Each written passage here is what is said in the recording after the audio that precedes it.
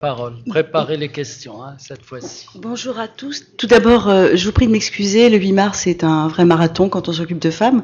Donc j'en suis à ma 3e intervention, donc sur des sujets divers. Mais voilà, je suis quand même très contente d'être avec vous. Et je vais vous raconter un petit peu l'histoire de la Maison des Femmes et en quoi elle est peut-être une réponse intéressante aux questions qui vous ont occupé aujourd'hui, si j'en crois le programme.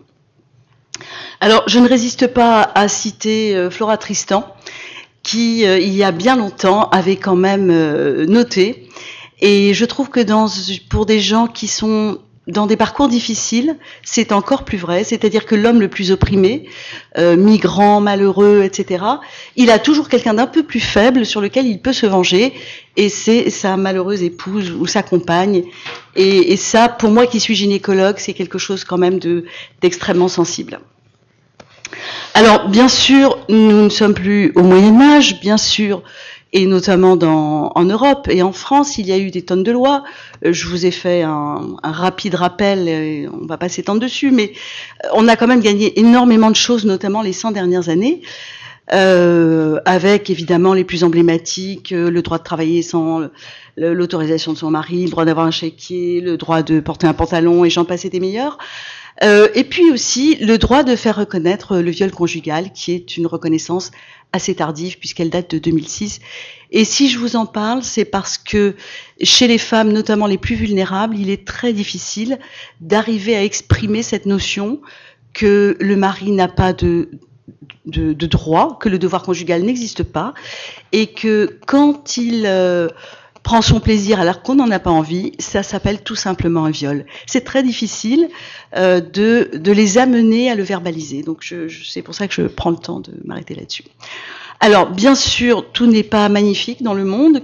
Tous ces chiffres-là sont juste d'une très grande tristesse. Plus de 30% des femmes sont confrontées à des violences conjugales et je pense que ce chiffre est sous-estimé. Une femme meurt chaque minute en accouchant, évidemment pas en France. 99% de ces femmes vivent dans des pays en voie de développement. Les 2/3 des 900 millions d'analphabètes sont des femmes. Ça, pour moi, c'est un chiffre douloureux parce que je pense que la seule chose qui va nous sortir de là, c'est l'éducation. Une fille est excisée dans le monde toutes les 4 minutes. Et ça aussi, ça fait mal. 60 000 vivent en France et 500 000 dans l'Union européenne. Donc quand même, quand on s'occupe d'excision, on ne manque pas de travail. Et puis, il y a cette vente de femmes à des maris, dans le mariage forcé, à des proxénètes, à des marchands d'esclaves. Voilà, c'est évalué à 4 millions de femmes, je ne sais pas très bien comment ils font leurs calculs, mais ça fait peur quand même. Alors en France, 2 enquêtes, je ne sais pas si vous en avez parlé, je suis désolée, je n'ai pas pu assister au reste de la journée, mais 2 enquêtes ont permis d'avoir des chiffres sur les violences faites aux femmes, donc l'enquête ENVEF en 2000 et l'enquête Virage en 2015, qui n'est pas totalement dépouillée. Et les chiffres sont sans appel. 223 000 femmes de 18 à 75 ans sont victimes de violences physiques et ou sexuelles de la part de leurs partenaires intimes, anciens ou actuels. C'est-à-dire qu'elles ne se sont pas fait violer dans un parking, par un inconnu, et qu'elles ne se sont pas fait tabasser au coin du bois. Parmi elles, seuls 14% déclarent avoir porté plainte, c'est un chiffre qu'on commence à connaître, et une femme est violée toutes les 7 minutes, elle connaît son agresseur dans 90% des cas, c'est son conjoint dans 37% des cas.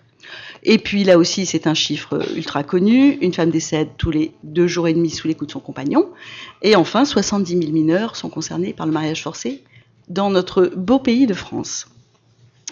Alors, de quelle violence on parle? Ça, c'est une petite plaquette faite par l'ONU, mais qui date un peu, mais qui n'a pas pris une ride. Donc, les violences à l'encontre des femmes prennent de nombreuses formes. Alors, elles peuvent être, évidemment, on l'a dit, par des partenaires intimes.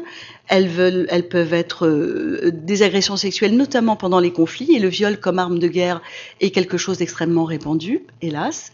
Les mariages forcés et précoces, la traite, les mutilations, les crimes d'honneur, parce que ça existe encore et c'est pas toujours tuer la jeune fille, mais ça peut être la tuer symboliquement. Moi j'ai des femmes qui ont passé 20 ans de leur vie enfermées dans leur chambre parce qu'elles avaient couché, tout simplement, et qu'il était hors de question qu'elles ressortent à la surface. Et puis ça nous arrive à toutes, je vais pas vous demander de lever la main, mais au travail, dans les transports, partout. Bon, c'est comme ça. Évidemment, ces violences ont plein de conséquences. Et la première, et moi en tant que médecin, c'est celle-là qui m'intéresse, c'est les conséquences sur la santé. Ça, c'est aussi des choses qu'on a appris à connaître. Donc évidemment, on peut mourir, on l'a vu. On peut avoir des traumatismes physiques. C'est sûr que quand aux urgences, vous voyez arriver le lundi avec une femme au beurre noir, un œil au beurre noir qui vous dit « j'ai pris la porte du placard », 3 jours après, elle a une entorse, elle a glissé dans la baignoire. La semaine d'après, elle s'est cassé le poignet, c'est parce qu'elle est tombée dans l'escalier. Évidemment, nous sommes un petit peu alertés et nous savons très bien ce qu'il en est. Bien sûr, avoir des rapports sexuels imposés, ça aboutit à des grossesses non désirées, à des avortements provoqués quand on peut ou quand on avale des médicaments sans prescription, de manière sauvage, et qu'on saigne et qu'on peut mourir aussi. Et puis, si on n'avorte pas, ça peut produire des enfants eux-mêmes maltraités, qui, dans une génération suivante, seront maltraitants. Et c'est comme ça qu'on voit que cette boucle des violences, si on ne la prend pas à bras le corps, n'est qu'une immense reproduction. On peut attraper le sida et d'autres choses très sympathiques.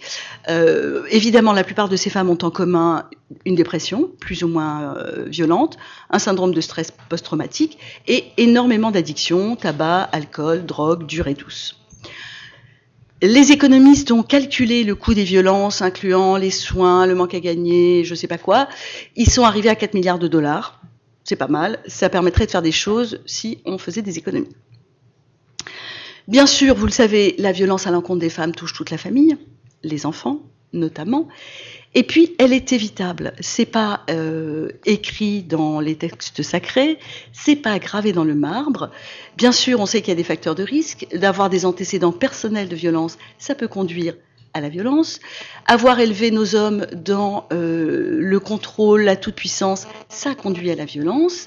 Les normes sexistes, et puis toutes les drogues, enfin, plein de choses font le lit de la violence. Mais on devrait pouvoir arriver à s'en séparer. Et ça, c'est un message que je pense extrêmement important. Chacun a un rôle à jouer, que ce soit la santé, les services sociaux, l'éducation, les collectivités locales, la justice, la police et bien sûr les médias, on l'a vu ces derniers temps. Donc, nous, dans la santé, notre rôle, c'est déjà d'essayer de repérer et de fournir des services de santé complets à toutes les survivantes. C'est le terme anglo-saxon, qui est un petit peu plus joyeux que victime. J'aime pas beaucoup les victimes en général. Je préfère les survivantes. Il nous faut collecter des données, il nous faut éclairer les politiques, et puis, si on peut, et on verra qu'on peut peut-être, prévenir la violence, et notamment par le plaidoyer. Alors, je vous rappelle l'objectif numéro 5 du développement durable, qui a déjà pris 30 ans dans la vue, notamment sur cet objectif-là, qui était l'égalité des sexes, parce qu'on avait tout un tas d'ambitions, comme mettre fin aux discriminations, aux violences, aux pratiques nocives, faire une place aux soins et aux travaux domestiques non rémunérés et les valoriser, accéder en toute égalité aux fonctions de direction, à la santé sexuelle et reproductive, les mêmes droits et les ressources économiques. Enfin bref, c'est une vraie lettre au Père Noël, et malheureusement, on n'y est pas. Alors, bien sûr, en France, il se passe des choses, et notamment, Laurence Rossignol avait élaboré ce 5e plan violence 2017-2019 pour la modique somme de 12 millions d'euros, avec des objectifs qui sont atteignables et réalistes, sécuriser les acquis, comme le téléphone grand danger, l'hébergement d'urgence, la formation, et puis travailler avec les intervenants sociaux dans les commissariats, extrêmement important, on le reverra, développer le soin en psychotraumatisme, on n'y est pas encore, M. Macron l'a promis le 25 novembre dernier, mais on n'y est toujours pas, accompagner la réinsertion professionnelle, faciliter l'autonomie, et puis surtout les nouvelles violences qu'on connaissait moins, qui sont le cyberharcèlement, le cybersexisme, le testing dont sont victimes nos adolescents, puisque le sexting, ça consiste à faire des photos d'un morceau de son anatomie à orientation sexuelle et à l'envoyer à son amoureux, qui en général en profite pour le faire partager à toute la classe, et ça peut se terminer par des suicides, comme récemment à Caen. Donc, je vous ai mis rapidement, parce que je trouve qu'ils sont assez pertinents, les visuels de cette campagne. Donc, par exemple, l'emprise et la violence du conjoint, le viol conjugal, qui est toujours un viol, toutes ces histoires d'Internet sur lesquelles il va falloir travailler. Le fait que les enfants soient reconnus comme non pas témoins, mais victimes eux-mêmes des violences, qui est un grand progrès pour nos enfants. Et puis aussi le fait que ça n'est pas par accident, qu'on en connaît tous, et surtout que les hommes qui font ça sont en général des récidivistes. Donc ça n'existe pas, le crime passionnel comme ça une fois en passant, ou le coup parce que juste ce coup-là on avait brûlé le gigot. En général, je vous ai entendu parler de l'emprise et des agresseurs, je pense que vous connaissez. Voilà. Et puis le viol, et on ne le répétera jamais assez, c'est pas à cause d'une jupe, c'est à cause d'un violeur. Et ça, dans les commissariats, ils sont pas encore au courant. Malheureusement. Voilà. Donc je vous conseille la lecture de ce très bon ouvrage qui est accessible librement, La santé des enfants exposés aux violences conjugales, qui est une petite mine. Voilà. Alors, ça, c'est le décor. Et puis ensuite, moi, je suis médecin. Je suis arrivée en Seine-Saint-Denis en 2010. Et j'ai découvert ce département que je ne connaissais pas du tout, qui me paraissait à première vue plutôt effrayant. Il n'est pas tant que ça, en fait. On y vit très bien. Il y a beaucoup de solidarité, beaucoup de très belles choses. Mais quand même, il est assez sur le devant de la scène pour certains indicateurs, comme la très grande précarité, la très grande pauvreté. Vous voyez, on est là dans le rouge partout. Et tout ce qui est les taux de mortalité infantile et périnatale, qui sont, moi, en tant que gynécologue, un sujet qui me touche particulièrement. Donc, on n'est pas très, très bon dans tous ces indicateurs-là, et ce n'est évidemment pas sans raison. Alors là, c'est un petit travail très, très simple qui avait été fait dans l'hôpital à partir du score EPIS. Alors, le score EPIS, je ne sais pas si vous connaissez, mais c'est un score qui est très facile avec 11 questions. C'est développé par la CEPAM. Et à partir de ces questions qui vont de faites-vous du sport, allez-vous au spectacle, avez-vous des amis, je ne sais pas quoi, permet d'établir un score qui va de 0 à 100, et 100 étant la précarité maximale. Eh bien, à Saint-Denis, dans l'hôpital où je travaille, les personnes qui avaient le plus mauvais score, sans surprise, c'est les femmes entre 20 et 40 ans. Et vraiment, là, les petits camemberts sont sans appel. Alors, après, il y a, moi, ce que je vis dans mes consultations. Évidemment, je vous ai fait un petit panégyrique des traditions néfastes. Je ne les rencontre pas tous les jours, celles-là. Mais l'imagination humaine est sans borne. Si on va du repassage des seins aux femmes girafes, au lévira, qui est le fait d'être obligé d'épouser son beau-frère quand votre mari est mort, même si vous ne l'aimez pas du tout, aux pieds martyrisés des Chinoises, à l'interruption sélective des fœtus filles en Asie, et je ne sais pas si vous connaissez ce chiffre, mais il manque 150 millions de femmes en Asie. Je ne sais pas comment sera l'avenir là-bas, probablement pas très rose. Et les infanticides, donc ça, c'est des choses que je connais par la littérature, et de temps en temps, je croise une femme qui a ça. Mais par contre, le reste du temps, je croise très souvent tout ça, c'est-à-dire l'obligation de virginité, avec les menaces de crimes d'honneur et de défiguration qui vont avec, l'obligation de reproduction, parce que je vais être répudiée si je ne donne pas l'enfant, docteur, les trafics de femmes, nous avons une patientèle aussi de travailleuses du sexe, les grossesses forcées, parce que très souvent ces femmes-là n'ont pas le choix de garder ou de ne pas garder leur grossesse, les agressions sexuelles, alors là, à gogo, le viol, y compris comme arme de guerre, et ça c'est avec nos populations migrantes, puisque on accueille énormément de femmes qui viennent d'Afrique subsaharienne et elles ont toutes le même parcours, la Libye, le Maroc, le canoë, tout le monde est tombé dans l'eau, l'Italie, voilà, c'est une espèce de litanie. Moi, des fois, on me raconte ça 6 fois à la consultation du matin et 8 fois celle de l'après-midi.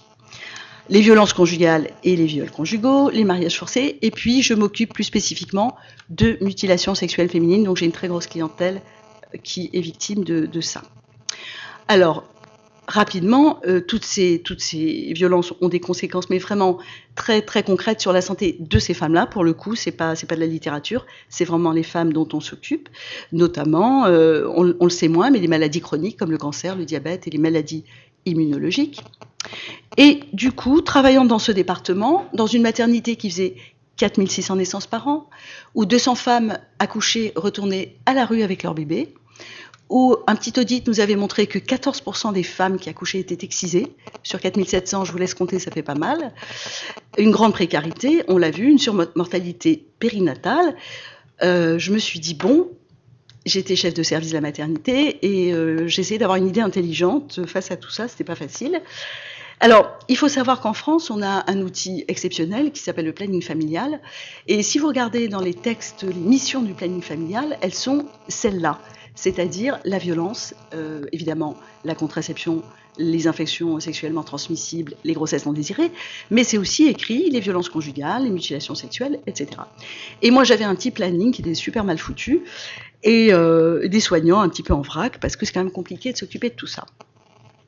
Et du coup, je me suis dit, pourquoi est-ce que, et c'était vraiment une idée toute bête, je les mettrais pas tous ensemble dans un endroit qui serait chouette, où les femmes auraient envie de venir, où on ne passerait pas forcément par l'hôpital, parce qu'on sait que les femmes qui n'ont pas de papier, les femmes qui ont peur, qui se cachent, préfèrent que le contact soit rapide et discret. Et c'est donc comme ça qu'est né cette espèce de concept un peu fumeux au début, parce que je savais que c'était intéressant, mais je savais très très bien où j'allais, de Maison des femmes, guichet unique. Donc, je ne sais pas si vous le savez, mais avoir une idée en France, c'est très compliqué, parce que, évidemment, on vous encourage à en avoir, mais une fois que vous l'avez, on vous aide pas tellement à la réaliser. Donc, on m'a dit, ouais, c'est super ton truc, mais alors on n'a pas d'argent. Bon. Vous le savez, je suis médecin, donc je me suis dit, pas d'argent, moi, je ne sais pas du tout comment on fait. J'avais une directrice à l'époque extrêmement intelligente et bienveillante qui m'a dit, écoutez, il y a un bout de terrain là-bas au fond de l'hôpital, moi j'ai fini mes reconstructions, le pôle mère-enfant, le pôle tête et cou, je sais pas quoi, je vais rien construire de plus, je vous le donne, démerdez-vous. Bon, c'est déjà ça. Et après, j'ai commencé un vrai parcours du combattant, enfin de la combattante plutôt, le 8 mars, pour essayer de trouver des gens qui voulaient bien donner de l'argent. Et je vous le raconte, c'est une anecdote, mais ça en dit long. Je me suis dit, bon, qu'est-ce qui s'occupe de femmes dans ce pays? Tiens, L'Oréal, parce que je le vaux bien. Et j'ai écrit à L'Oréal, en toute innocence et naïveté, j'ai reçu un très joli courrier avec des trucs dorés. Chère madame, nous ne nous occupons pas de ça, nous nous occupons du bien-être des femmes. Et là, j'étais un peu sur le cul, parce que moi aussi, je m'occupe du bien-être des femmes. Bon, comme je suis un peu teigneuse, j'ai continué à chercher et j'ai eu beaucoup de chance, parce que en cherchant sur le net, femmes, violence, je sais pas quoi, j'ai trouvé des fondations qui s'occupent vraiment de violence, et notamment la fondation Kering, dont le président, et je ne fais aucune pub, mais c'est un homme absolument génial, et François-Henri Pinault. Alors, je ne sais pas si c'est par sa femme, Selma Hayek, qui vient d'une partie du monde où les violences faites aux femmes sont assez développées, qu'il est sensibilisé. En tout cas, cet homme, il y croit. Il a appelé sa fondation Kering, ça vient de to care en anglais, et care, maison en breton, parce qu'il est breton. Et sa fondation n'a pas d'autre vocation. Donc j'ai rencontré la présidente de la fondation, elle m'a dit, c'est une idée géniale, je vous suis. Et elle m'a fait un chèque de 75 000 €. Et là, je me sentais un peu moins seule. Et elle m'a fait surtout rencontrer d'autres fondations, la fondation Raja, la fondation Elle. Et de fil en aiguille, j'ai eu 15 fondations, dont Air France, Sanofi Espoir, Bouygues, etc., qui chacune ont mis un petit peu, ce qui m'a permis de solliciter quelques politiques, comme le président du département, le député, vous les avez là sur la photo, quelques villes, et bon an, maintenant, j'ai réussi à récupérer à peu près les 3/4 de la somme, et donc à l'hôpital, on s'est dit, on y va et on verra bien pour le reste. Donc le 8 mars, j'ai posé la première pierre, j'avais pas d'argent. On a mis en terre la déclaration des droits de la femme et de la citoyenne d'Olympe de Gouges, c'était notre pierre symbolique. Et heureusement, le 15 juillet 2016, on a pu inaugurer le bâtiment. Alors bien sûr, il y a plein de choses qui vont dans le sens de ce que je voulais faire, puisque les travaux de la MIPROF, la mission interministérielle qui s'occupe des violences faites aux femmes, avaient bien clairement établi qu'il fallait dans chaque hôpital en France un référent violence, aux urgences notamment. Et cette idée que le soin était la porte d'entrée la plus intéressante commençait à faire son chemin. Donc voilà, j'ouvre mon guichet unique violence, et vous le savez, les professionnels de santé sont souvent les premières personnes que les femmes sollicitent. Donc, il faut que ces gens soient formés et régulièrement informés, et ils ont un rôle très très large, c'est-à-dire que nous devons examiner les patientes, leur apporter des soins quand elles ont des blessures, mais on fait aussi des tas d'autres choses, c'est-à-dire on leur rappelle la loi, on les déculpabilise, on les rassure, on rédige des certificats médicaux sans lesquels elles ne peuvent pas porter plainte, on les oriente vers les associations et vers d'autres choses, on verra. Et puis, il faut qu'on connaisse nous-mêmes les principaux dispositifs qui permettent de mettre ces femmes à l'abri, que ce soit pour être hébergées, pour avoir droit à l'aide juridictionnelle gratuite, etc. Il y a un outil qui est très utile dans le monde de la santé, c'est ce qu'on a appelé le repérage systématique, qui a été un peu développé en Seine-Saint-Denis d'ailleurs. Parce que quand nous, on reçoit un malade, quel qu'il soit, on commence par lui demander de nous raconter qu'est-ce qui lui est arrivé. Est-ce que dans sa famille, il y a des cancers, de la tension, du diabète? Est-ce qu'il prend des médicaments? Est-ce qu'il a été opéré? Tous ces éléments sont extrêmement importants pour soigner un malade. Moi, je ne peux pas soigner quelqu'un si je sais juste que il a un kyste de l'ovaire. Ça ne me suffit pas. Eh bien, on a appris, notamment pour les femmes enceintes, à poser des questions un petit peu plus intimes. On a eu un peu de mal il y a 20 ans. Est-ce que vous consommez de la drogue? Est-ce que vous buvez? On posait la question de la cigarette, c'était propre. Mais aller au-delà nous avait paru intrusif, donc il avait fallu se forcer. Et puis maintenant, on sait que poser la question, est-ce que vous avez été victime de violence? Alors, chacun à sa façon, chacun avec sa sensibilité. La sage-femme avec laquelle je travaille, elle dit, est-ce que quelque chose vous a fait beaucoup de mal dans votre vie? Ça lui permet d'y aller à petits pas. D'autres disent, est-ce que vous avez des souvenirs qui vous traumatisent encore, des choses auxquelles vous pensez? Peu importe. Une fois que la femme sait qu'on lui a posé cette question, et ça veut dire quoi? Ça veut dire qu'on est prêt à l'entendre. Et ça veut dire que c'est un sujet qui a un lien avec sa santé, ce qu'elle ne pensait pas, et ben elle a envie de nous parler. Et clairement, elle nous parle systématiquement. Ça leur permet de briser la loi du silence, parce que vous savez que les agresseurs, c'est la première chose qui commence, c'est par enfermer la victime dans une loi du silence, sinon il va se passer que des choses horribles, et d'ouvrir une porte, et comme je vous le disais, donc, c'est un sujet médical. Et il faut le faire, et on a parfois un peu de mal, avec la femme seule en tête-à-tête. Parce que très souvent, avec les femmes migrantes notamment, elles ne parlent pas très bien le français, voire pas du tout, et très souvent, le monsieur s'impose comme le traducteur. Et là, la règle est complètement faussée, parce que vous n'avez aucune idée de la question. Des fois, elle lui dit, je ne sais pas, des trucs pendant 2 minutes, et il transforme ça en 2 mots, et je ne sais absolument pas ce qu'elle lui a dit. Alors j'ai un peu de chance, je parle arabe, français, anglais, mais ça suffit pas toujours, et notamment pour le tamoul, je suis nulle. Donc c'est important d'avoir la femme seule. Alors évidemment, ça nous complique la vie. Évidemment que d'avoir un traducteur de la famille, ça gagne du temps. Mais si on veut vraiment des réponses sincères, il faut se mettre dans cette position. Ça veut dire que c'est beaucoup plus long. Ça veut dire qu'il faut appeler éventuellement un interprète, intermigrant service ou par téléphone. Ça coûte cher, donc à la direction, ils font la gueule. Et ça veut dire qu'on ne peut pas voir 45 femmes par jour, donc ils font aussi la gueule, mais c'est comme ça. Alors, bien sûr, on est là dans un contexte de migration, mais les violences conjugales n'ont pas de frontières, pas de contexte socio-culturel. Simplement, l'immigration, la pauvreté, la solitude, ça accentue fatalement la vulnérabilité, ça facilite l'emprise. Et puis, les violences, elles sont multiformes. Il n'y a pas que les coups et blessures, physiques, verbales, sexuelles, économiques, sociétales, empêcher une femme de sortir, lui prendre ses papiers, l'empêcher de travailler, l'obliger de se voiler. Tout ça, c'est des violences. Et tout ça, les femmes nous le racontent. Une fois qu'on a pris le temps et qu'elles savent qu'elles sont en confiance. Donc c'est vraiment très très important. Et là je discutais, parce qu'avant j'étais dans un environnement très huppé, avec des femmes de la haute, et je leur disais qu'en fait c'était très difficile qu'on soit riche ou pauvre, parce que quand on est très riche, on a honte socialement de dire en fait je suis une femme battue, et puis on a assez peur quand même de se retrouver isolé, de perdre tous les privilèges sociaux que vous donne un mari riche et puissant. Et puis quand on est pauvre, on est juste tellement seul que parfois on préfère rester avec cet homme-là que d'aller dormir dans la rue. Donc on est tout assez mal lotis sur ce sujet. Un petit rappel sur le cercle de la violence domestique que vous connaissez peut-être, mais enfin bon, c'est quand même assez fascinant, parce que très souvent on entend les gens dire mais enfin ça fait 20 ans qu'elle se fait tabasser, elle doit aimer ça. Non, elle aime pas ça. Simplement, elle est sous emprise, et cette espèce de cercle-là, les patientes nous le racontent très bien. C'est-à-dire, c'était l'amour fou, alors elle l'a rencontré au bled, dans la famille, sur Internet, sur Skype, je sais pas, et c'était génial, elles étaient une princesse, jamais aucune femme n'avait été aussi bien traitée. Et puis, petit à petit, les petits gestes, les petites vexations, les petites violences. Très souvent, la grossesse est le moment où monsieur passe à l'acte. C'est absolument remarquable de constance, et donc les coups arrivent. Et quand la femme est suffisamment ébranlée pour avoir une petite envie de se rébeller, hop, Monsieur redevient le prince charmant. Il est en pleine culpabilité, il apporte des fleurs, il s'excuse, je n'aime que toi, ma chérie. C'est la lune de miel, et donc elle se dit non, mais j'ai surinterprété, c'est un chic type, il m'aime, etc.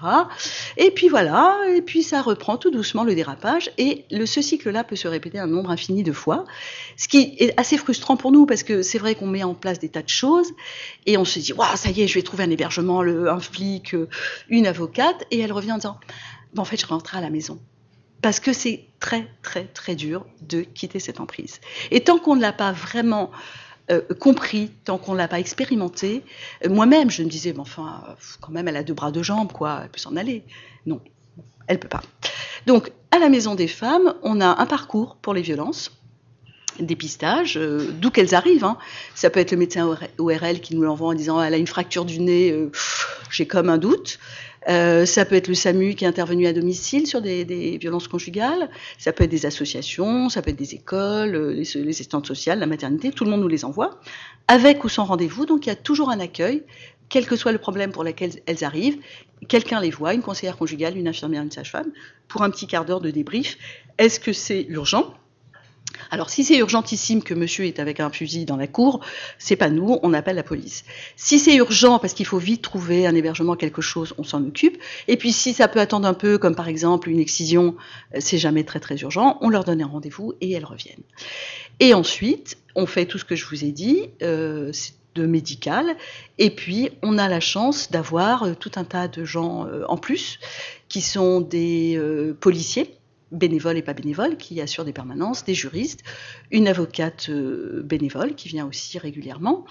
On a je ne sais plus si je le dis après, bon, je vais vous le dire ici, puis je ne répéterai pas. On a aussi des tas d'ateliers, de l'ostéopathie, des massages ayurvédiques. Là, on vient de lancer un atelier karaté, on a un atelier danse du ventre, on a un atelier estime de soi, voilà. Et tout ça, vraiment, il fait beaucoup. On a des groupes de parole, donc groupe de parole violence conjugale. On a aussi un groupe de parole violence sexuelle. On a une consultation inceste ouverte par une sage-femme, ça c'est une spécificité. Et puis on a le parcours mutilation qui est à peu près comparable, c'est-à-dire détection, entrée dans le dispositif, et puis psychologue, sexologue, gynécologue, éventuellement chirurgie réparatrice si besoin, et puis tous les ateliers qui permettent aux femmes de reprendre une meilleure estime d'elles-mêmes et de se sentir plus réparées que ne le fait juste la chirurgie. Et puis bien sûr, on a gardé notre petit noyau de centre de planification qui s'occupe de toutes les missions traditionnelles des centres. Voilà. On a aussi une bénévole qui fait des cours d'alphabétisation parce qu'elle adore ça. Alors, c'est vrai que ce qui est difficile, c'est de mettre des limites. C'est-à-dire, on n'est pas une maison de quartier, on n'est pas une association, on est une unité de soins. Mais quand même, c'est toutes petites choses distillées comme ça pour les femmes qui arrivent à profiter de tout. On l'a vu, ça a un effet absolument remarquable. Alors évidemment, on est dans l'hôpital, même si on a une entrée privée, ce qui nous permet d'être connectés avec tout le monde, la maternité, les psychiatres, les urgences centrales, les autres services, les assistantes sociales de l'hôpital, l'addicto et l'unité médico-judiciaire. Alors tout ça, ça a l'air très très beau comme ça, bien sûr, mais déjà quand vous dépensez l'argent public et puis encore plus l'argent des fondations, on vous demande de rendre des comptes et c'est quand même très salutaire parce que ça suffit pas de dire ça a l'air vachement sympa ce que vous faites. Donc on est dans un dispositif d'évaluation qui est en plus très souhaité par le ministère de la Santé et par l'IGAS pour essayer de montrer que aller dans un centre de planning familial standard ou passer à la Maison des Femmes, ça n'a pas le même effet sur les femmes. Voilà, on y croit et on a démarré avec un étudiant en Master 2 dont ça va être la mission. On a aussi quelques projets. On a ouvert il y a 18 mois, on est déjà trop petit. Donc on a un projet d'extension et je suis encore en train de lever des fonds pour ça. On aimerait avoir des places d'hébergement d'urgence parce que c'est toujours vendredi 17h, une femme, 2 enfants et une valise. Et nous, on va fermer. Et en général, j'ai un soignant sur 2 qui pleure en disant « je l'emmènerai bien chez moi, mais mon mari ne va pas être d'accord ». C'est interdit d'emmener les femmes à la maison. C'est compliqué. Donc on a essayé d'avoir des trucs avec accord pour qu'ils nous donnent des nuitées d'hôtel ou des choses comme ça. Bref, on cherche. Et puis on a un projet avec peut-être l'office d'HLM et le groupe S, qui est un groupe qui s'occupe beaucoup de réinsertion, pour créer une petite maison de famille où il y aurait 25 places. Évidemment, ça ne sera pas assez, mais c'est toujours ça. Parce que ce qu'on a découvert aussi, parce qu'on a beaucoup appris en marchant, c'est que par exemple, voilà, moi j'ai une patiente typique, flic, je l'ai rencontrée, elle arrivait de je sais plus où, de Guinée, je crois. Elle dormait dans la rue, elle se lavait dans les ruisseaux. Elle était excisée et elle était en demande d'asile, etc. Donc ça a duré presque 18 mois pour qu'elle aille un peu mieux, que je me décide à l'opérer, parce que j'arrêtais pas de lui dire que c'est pas ça qui allait changer sa vie, de faire réparer son clitoris, même si je comprenais bien que pour sa propre estime, c'était important. Et puis je l'ai opérée, et puis l'avocate a pu plaider à l'OFPRA, que comme cette femme avait été réparée, elle ne pouvait pas retourner chez elle parce qu'elle risquait d'être réexcisée.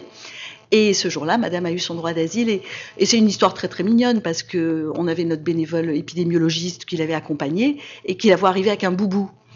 Et l'avocat dit « Ah non, mais demander à être hébergé en France et en boubou, là, ça pose problème, qu'est-ce qu'on fait ?» Et donc la bénévole a filé chez Decathlon et toutes les petites elle leur a expliqué aux petites vendeuses et elles se sont démerdées. Elles lui ont trouvé un pantalon bleu, un t-shirt blanc et une casquette rouge ou un truc comme ça.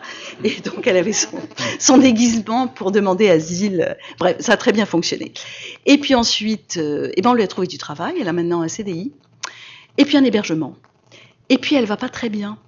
Parce qu'en fait, ces femmes-là, elles ont connu que la galère, que la violence. Et brutalement, on se dit, ça y est, c'est fini, elle est sortie du parcours. Ah ben non, Madame Diallo, elle va pas bien. Elle revient très souvent. Et ça, on en est convaincu. Donc on se dit qu'avec le groupe S, qui eux, ils ont leur propre staff pour la réinsertion professionnelle et l'accompagnement vers l'autonomie, et ça permettrait un passage de relais en douceur parce que finalement, on est plein de bonnes intentions, mais ça ne suffit pas toujours. Là, je vous ai juste mis quelques photos de l'atelier Estime de Soi parce que vraiment, il est génial. Et vous voyez ces femmes-là qui sont rayonnantes, radieuses. Il y a 6 mois, elles n'avaient pas du tout cette tête-là. Donc, si je devais faire ma lettre au Père Noël, moi, je demanderais vraiment très spécifiquement 3 choses. Des lieux comme le nôtre. Alors, on est très ambitieux. On aimerait qu'il y ait une maison des femmes dans chaque département. On en a ouvert une en septembre à Bruxelles. C'est notre première petite sœur. On est très heureux. Parce que l'entrée dans le soin, c'est important. Parce que le pluriprofessionnel, c'est fondamental. Et puis parce que ça nous permet de partager le secret de ces histoires. Ce qui est très difficile aussi pour une femme, c'est de raconter son histoire au médecin, de trouver un avocat, d'aller raconter aux flics où elle est reçue comme un chien. Et ça, c'est pas possible, ces parcours-là. Donc on sait très bien pourquoi elles abandonnent.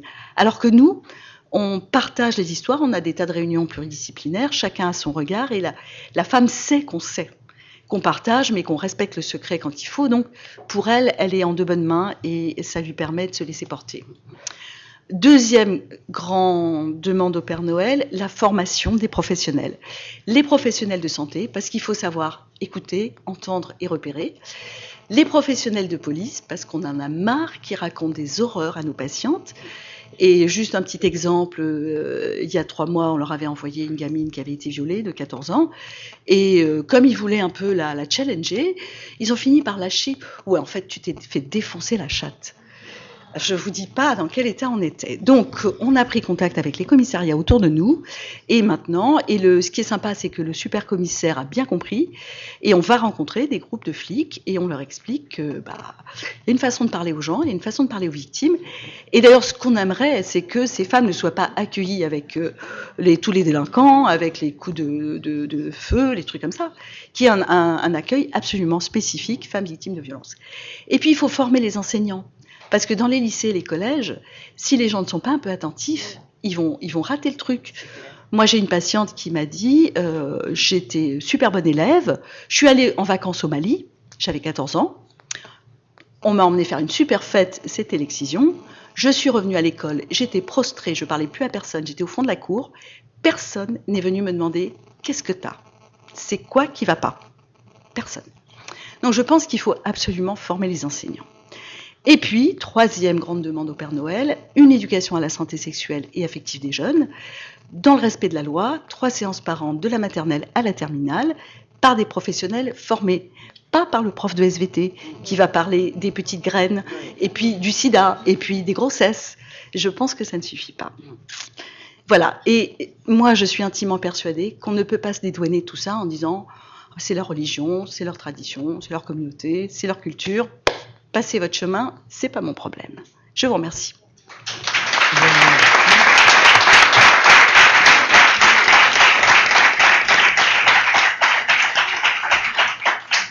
Ah, bah, il a de la chance, vous l'avez applaudi avant les questions. Alors maintenant, on va applaudir. Merci. Ils m'applaudiront pas après. Si.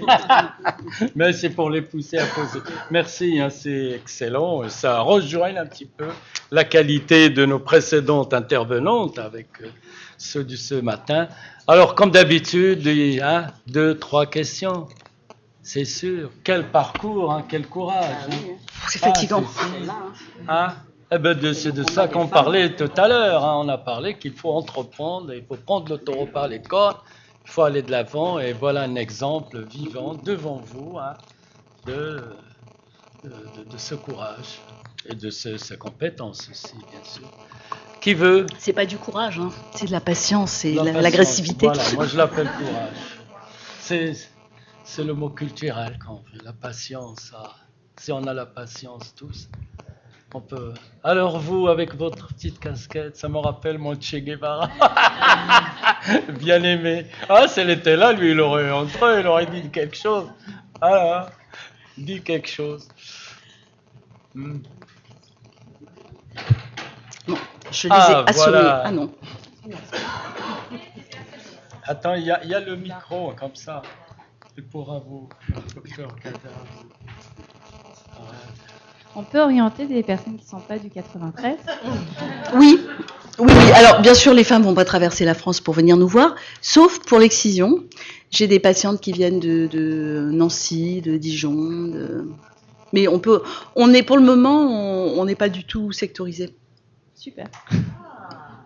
Ah, c'est bien, prenez l'adresse, mais je vous la donne. Hein. Si vous voulez, ça serait bien, parce que le jour où on sera super débordé, ça nous donnera encore plus de pouvoir pour aller à l'ARS, dire ça commence à bien faire, quoi. Alors, bon. Moi, je tenais à vous remercier parce que j'attendais avec impatience votre intervention sur la Maison des Femmes, puisque déjà tout à l'heure, j'ai pu préciser, mais vous n'étiez pas là, que je fais actuellement le diplôme universitaire violences faites aux femmes à Paris 8. Mon mémoire porte sur les mutilations sexuelles féminines, puisque je travaille en centre d'accueil pour demandeurs d'asile. Et donc maintenant, je fais la promotion de la Maison des Femmes de Saint-Denis. Et quand il y a besoin, j'oriente des femmes au sein de votre établissement. Merci. Donc, j'avais juste une petite question. À quand une Maison des Femmes dans l'Orne ou dans la Sarthe? Parce que j'habite dans ce coin-là et je serais très intéressée de travailler dans ce type de structure. Donc, voilà. Merci beaucoup pour votre intervention. Merci. Écoutez, il ne tient qu'à vous. Je vais être très claire. Nous, on a eu de la chance parce que, grâce en fait à toutes ces fondations, j'ai maintenant quelques petits contacts politiques qui peuvent s'avérer intéressants. Notamment, Brigitte Macron est venue. Alors, respect, parce qu'elle est venue très discrètement, sans journaliste, sans personne. J'ai reçu d'autres grandes dames, premières dames, ça n'avait rien à voir. Elle est vraiment venue écouter ce qu'on faisait. Et quelques jours après, j'ai été reçue à l'Élysée par la conseillère de Monsieur Macron, qui m'a dit Monsieur Macron voudrait absolument tenir les promesses qu'il a faites le 25 novembre et faire des maisons des femmes ou équivalents fait partie de ses promesses. Donc elle m'a dit on voudrait s'appuyer sur votre expérience, etc. Mais je pense qu'il faut prendre les politiques au mot. Depuis, j'ai plus eu de nouvelles de cette dame. Hein, c'était juste avant Noël. Mais peu importe. Il y a un planning familial très actif à Bordeaux qui est venu nous voir. Et on est allé les voir, il s'appelle le Cassis. Ils veulent faire la même chose, donc ils ont déjà pris rendez-vous avec le directeur du CHU. Vendredi, je faisais une espèce de TED Talk à Bordeaux, il y avait Alain Juppé, je suis allée le voir, je dis « Monsieur Juppé, il faut aider mes copines ». Il m'a dit « Ouais, j'aime pas bien quand on me donne des ordres », je dis « C'est pas grave ». Mais il faut y aller.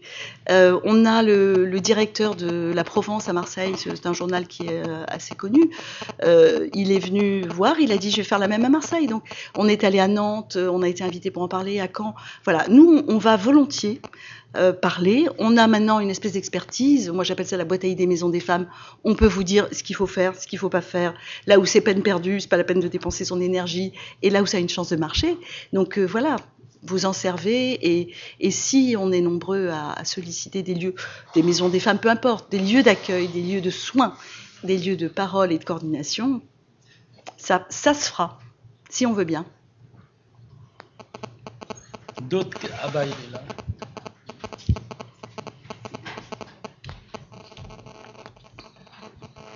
Bonjour. Du coup, moi, je suis très intéressée par ce que vous venez de nous présenter. Je suis psychologue en équipe mobile psychiatrie précarité dans le 94. Du coup, des femmes victimes de violences, c'est à peu près, je dirais, comme ça, 80% à peu près des patientes que je reçois. Enfin, des patients, du coup. C'est des patientes.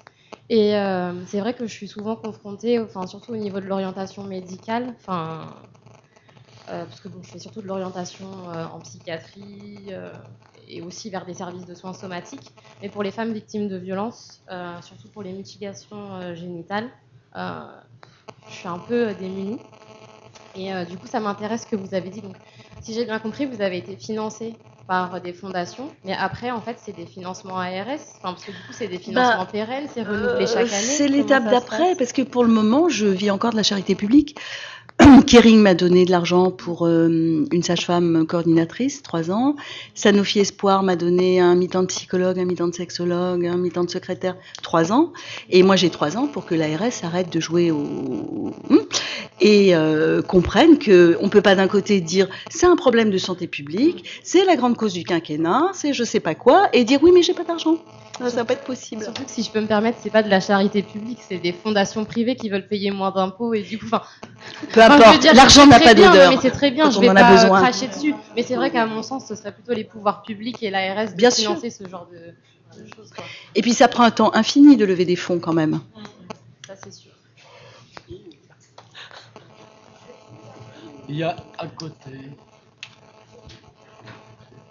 Pardon, j'ai pas entendu. Vous êtes d'où? D'accord, merci, parce qu'on travaille. On travaille avec vous. À vous.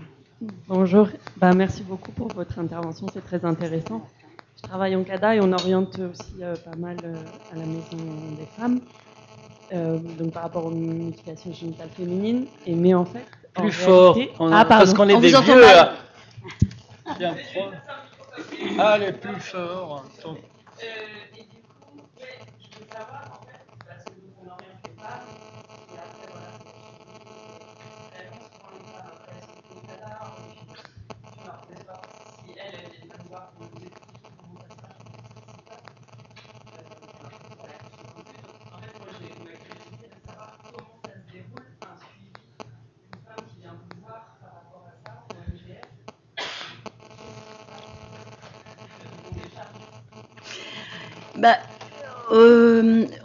On a plusieurs objectifs, si vous voulez.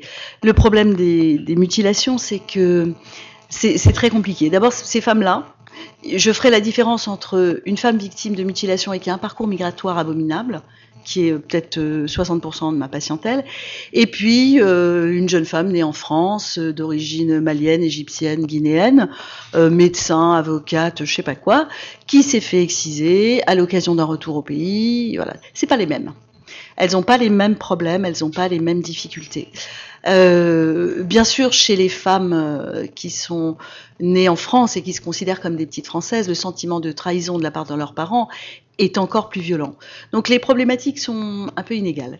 Et puis, il y a ce qui a trait à la sexualité qui est très compliqué. C'est-à-dire que, bon, vous le savez sans doute, mais quand on excise une femme, on coupe 3% de son clitoris, puisque maintenant tout le monde sait que le clitoris est aussi long qu'un pénis, etc. Mais l'impact psychique est très important.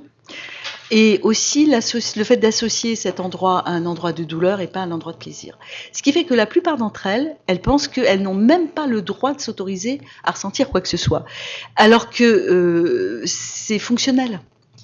Donc il faut travailler cette question du plaisir, du désir. Et puis quand elles sont mariées de force avec un mec qui les bat, qu'elles soient 100 ans, qu'elles sont la troisième épouse, qu'elles sont maltraitées, je veux dire, le désir et le plaisir, c'est du chinois. Ça n'existe pas.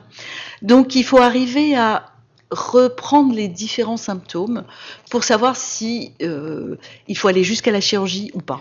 En fait, c'est ça la grande question.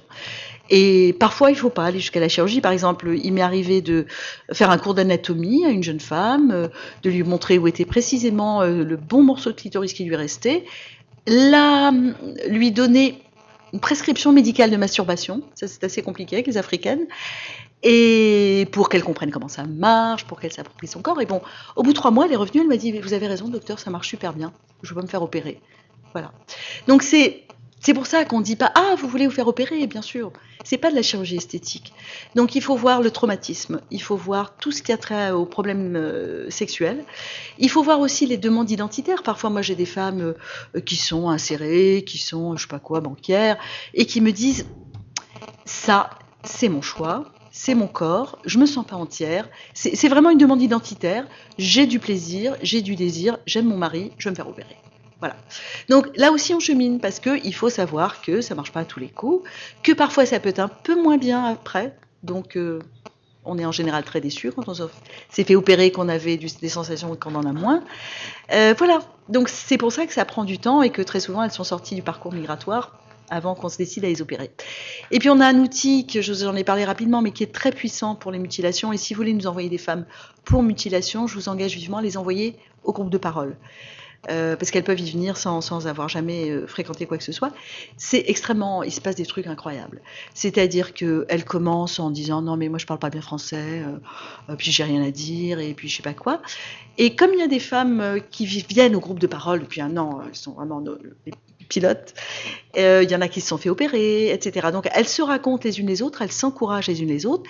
Et à la 3e fois, la femme qui était dans son coin et qui voulait pas parler du tout, parle. Parfois elle pleure pendant tout le temps où elle parle. Mais ça a un effet extrêmement fort sur les femmes. Et c'est un mode d'entrée que je trouve très intéressant. Après, elles disent « Bon, bah docteur, je vais venir vous voir en consultation. » Parce que c'est toujours moi qui les anime, les groupes de parole. Et je trouve ça passionnant.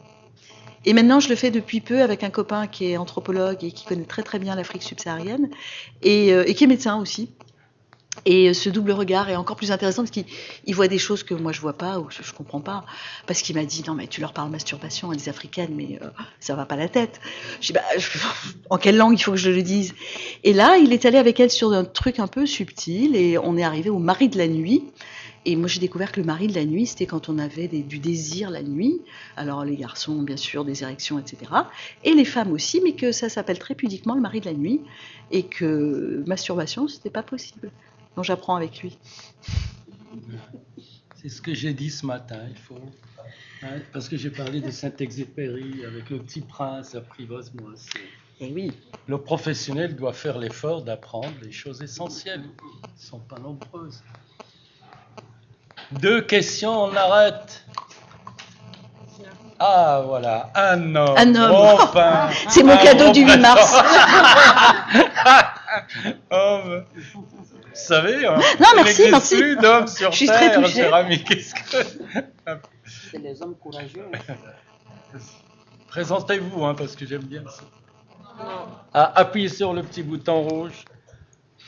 Oui, ça va hein? Ouais. Très bien. Pas facile d'intervenir, je suis le seul depuis ce matin. Désolé, mais... Donc moi je me présente, je suis médecin, médecin du monde à Saint-Denis, au Caso de Saint-Denis. Et j'ai travaillé 36 ans derrière l'hôpital de La Fontaine comme généraliste. La maison des femmes... Vous l'avez vu monter. Je l'ai vu monter, oui. Et elle nous intéresse beaucoup. Elle nous intéresse beaucoup. Je pense que si on pouvait avoir un partenariat, une coopération, ça serait essentiel. Ça serait très important pour nous parce que le type de personnes qu'on reçoit sont des gens évidemment en grande précarité, très vulnérables aux questions de santé et les violences sont présentes en permanence, ça soit l'origine du départ, le trajet migratoire, et c'est un mot parce que le nombre de femmes qu'on reçoit, et d'hommes d'ailleurs, mais essentiellement de femmes, qui sont passées par l'enfer libyen et qui sont traumatisées parce qu'elles ont été kidnappées, enfermées, battues, violées. Et nous, les résultats, c'est souvent des grossesses non désirées, des contaminations au sida et aux hépatites, etc., etc. Et donc, on a besoin de travailler en réseau, de travailler en partenariat. Et vraiment, je vous félicite de votre dispositif innovant. Voilà. Merci beaucoup. Venez. Alors, il y a un truc que j'ai pas dit qui peut éventuellement vous intéresser. On a mis sur pied, on va le faire pour la 3e fois, une formation de 2 jours qui reprend toutes les choses dont on s'occupe, violence conjugale, violence sexuelle, inceste, tout ça. Et vraiment, elle a beaucoup de succès parce qu'on n'était pas sûr au début, on pensait qu'on aurait 10 personnes. La première fois, on en a eu 60 et la deuxième 100, donc c'était un peu trop, il faut qu'on diminue. Mais voilà, elle semble vraiment plaire aux gens, donc je vous la recommande. Elle coûte 50 €. Ça nous sert uniquement à vous nourrir parce que voilà, il y a les 2 déjeuners. Le soir, il y a toujours une conférence.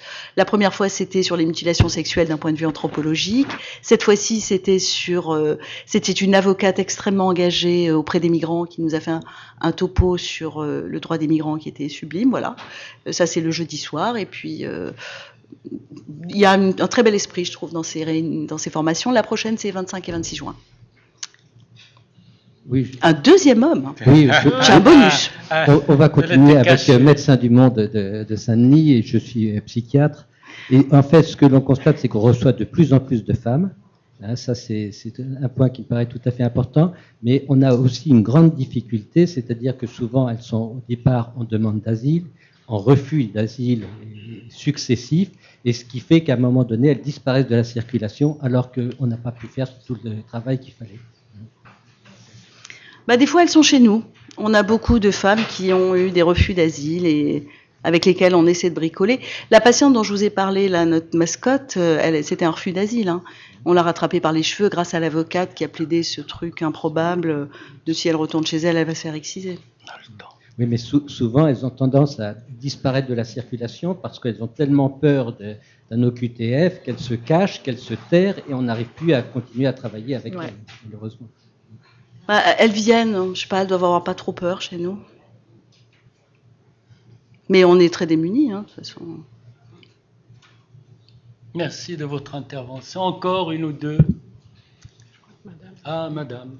Vous Madame a avez une des question. choses à dire. Hein. Vous vouliez parler?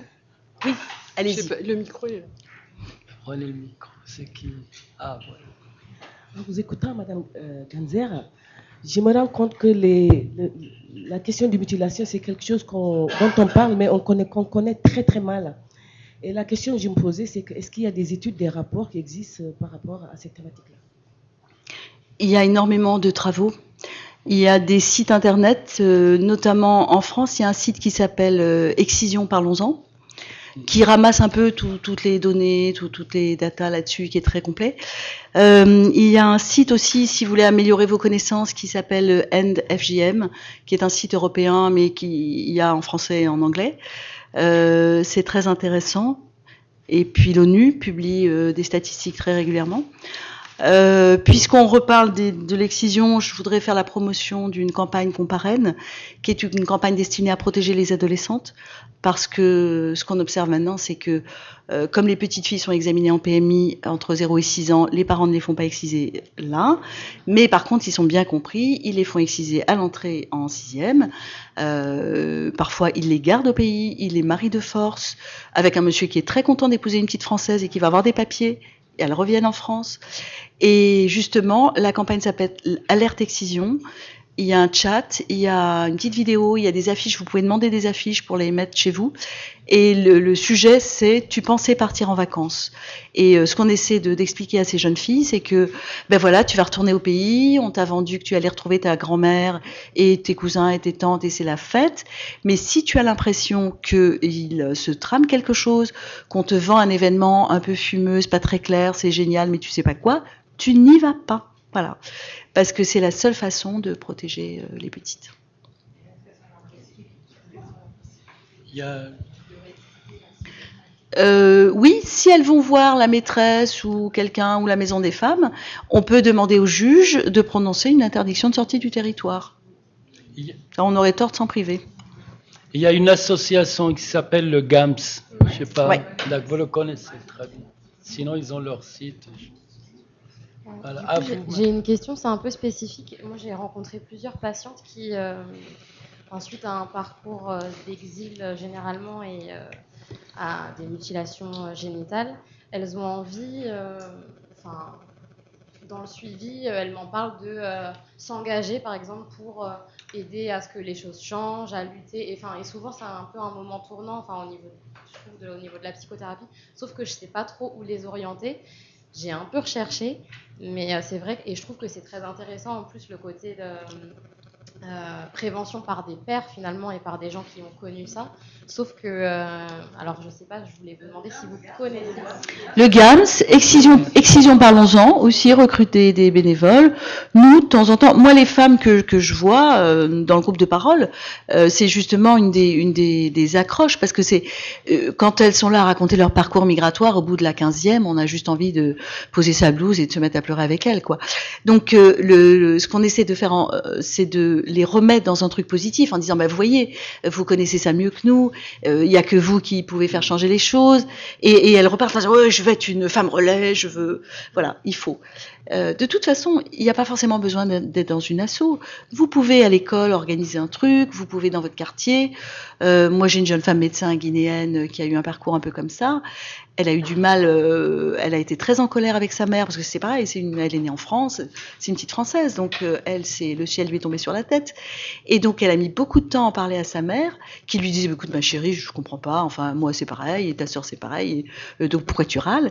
Et puis sa mère a fini par comprendre, et maintenant elles militent toutes les deux. Et donc elles vont voir les tantes, les cousines, elles ont déjà évité ça à quelques petites nièces.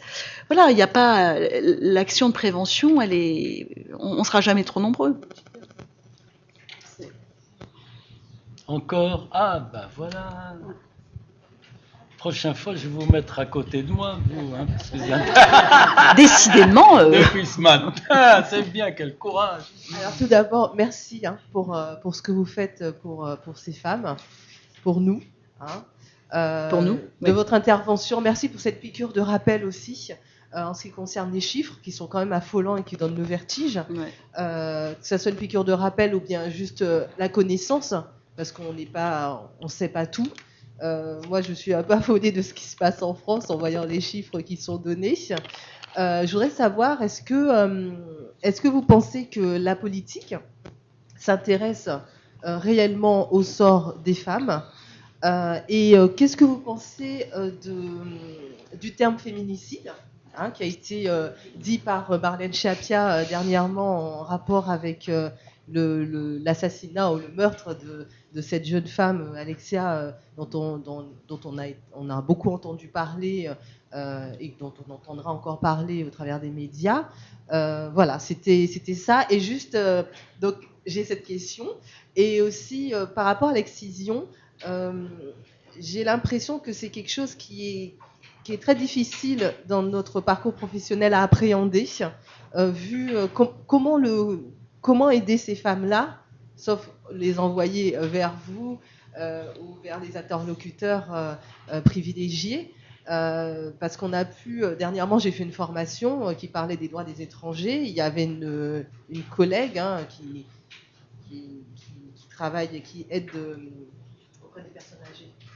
Voilà, et qui a commencé à parler de son excision. Et le formateur n'a pas voulu qu'elle en dise plus, parce que, et alors qu'elle en a parlé de manière très spontanée et ouverte, et elle semblait OK avec ça. Elle avait été opérée, hein, et elle se souvenait absolument pas de son excision, puisque ça a été fait quand elle était bébé.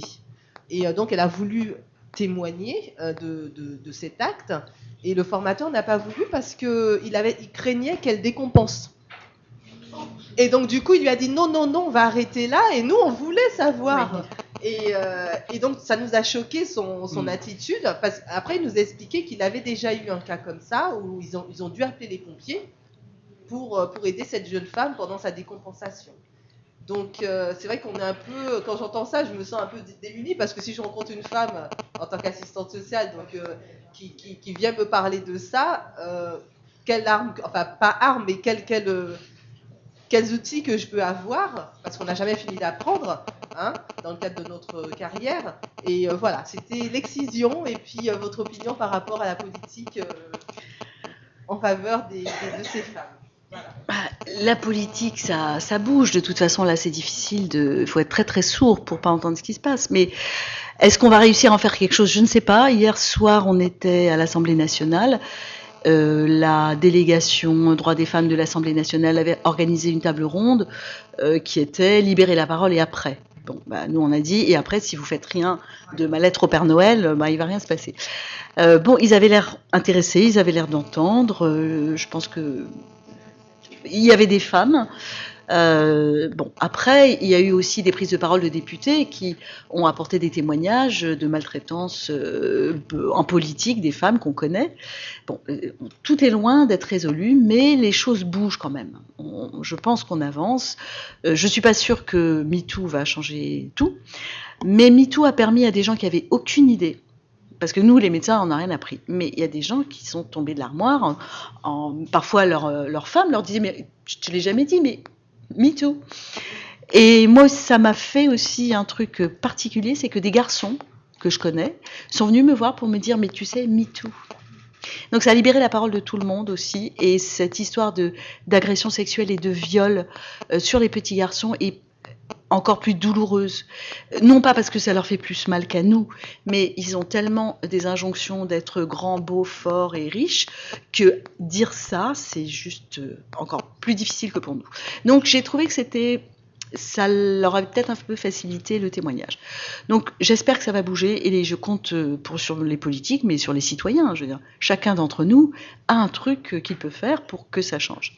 Deuxièmement, le féminicide, c'est pas Madame Schiappa qui l'a inventé, c'est plutôt les militantes féministes de Seine-Saint-Denis qui poussent la barque depuis 50 ans.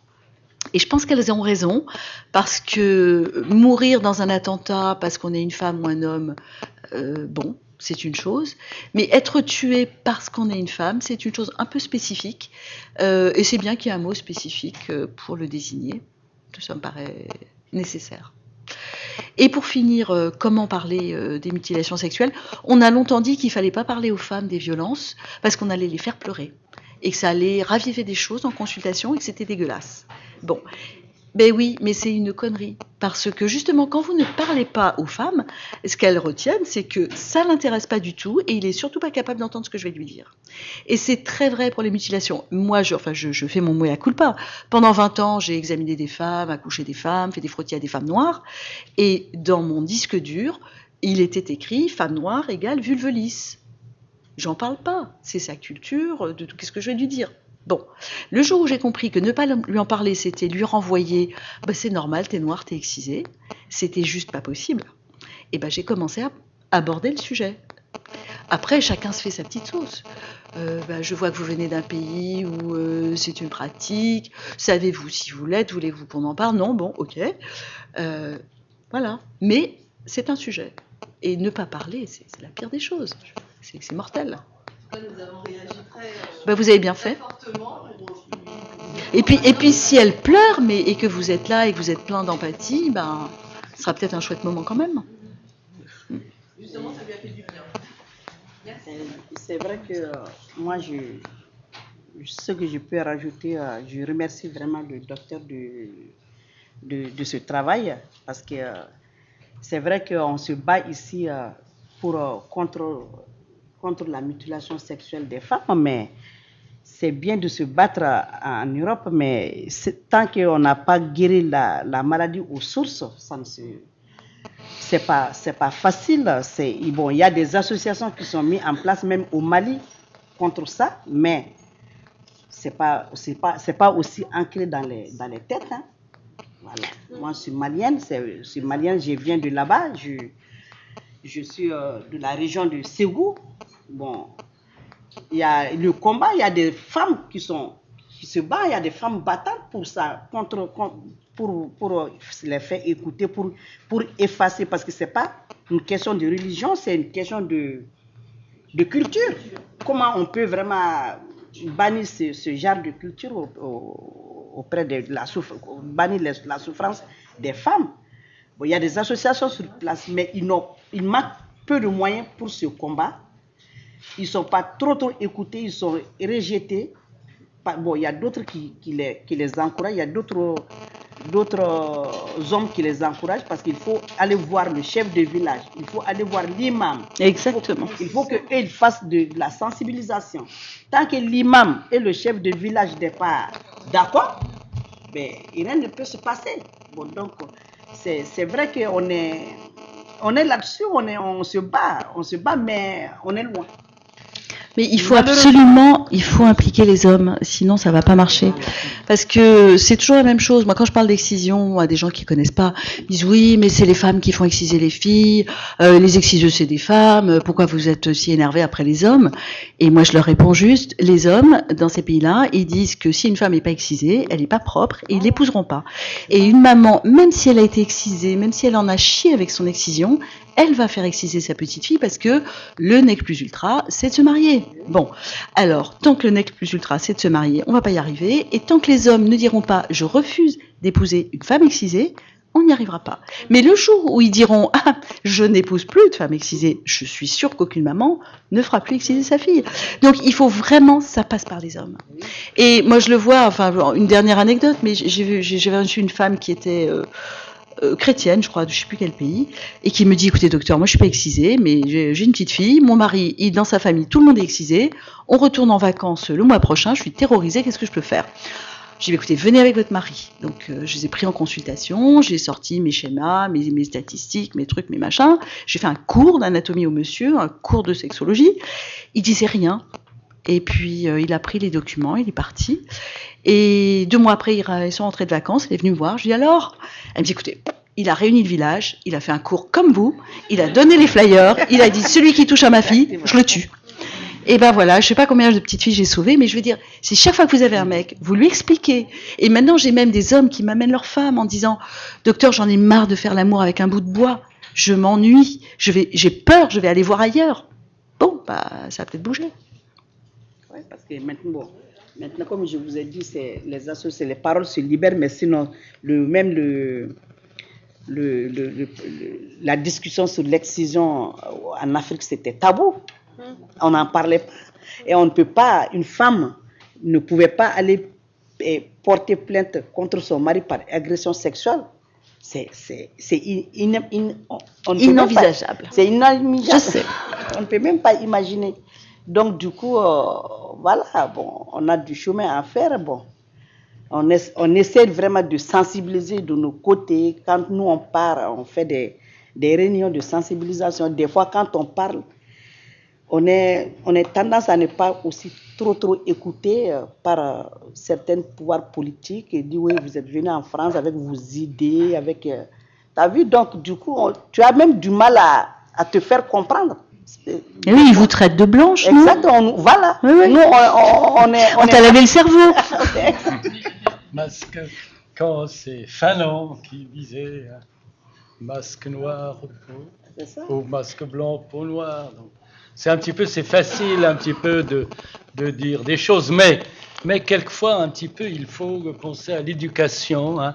L'éducation citoyenne, c'est à tout âge, l'éducation tout court, ça a été dit au départ, le premier c'est l'éducation.